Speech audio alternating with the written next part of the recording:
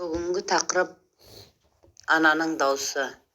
Бала кішкентайынан қорыққанда да немесе көңілі қалғанда да анасы жанында отырып жылы дауыспенен ән айтып тынышталдыратын.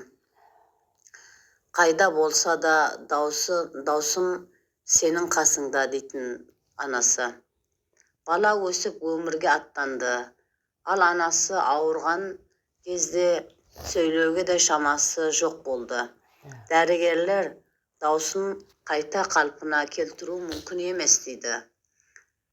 Bir түнде бала анасының кроватының жанында отырды.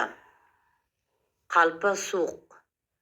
Тыныш бөлмеде бұрынғы әнді айтуға кірісті. Анасы көзін жұмды, бірақ көзінен жас тамып кетті. Бала әнін аяқтаған кезде анасы әлсіз да болса саусақтарын ұстады да сыбырлады. Балам, біз әлі де біргеміз. Бір жүрек, екі дауыс. Сол күннен бастап бала әр ән айтқанда анасының даусы жүрегінде бірге екенін сезінді. Ана кетті, бірақ даусы қалды. Екі дауыс, бір жүрек.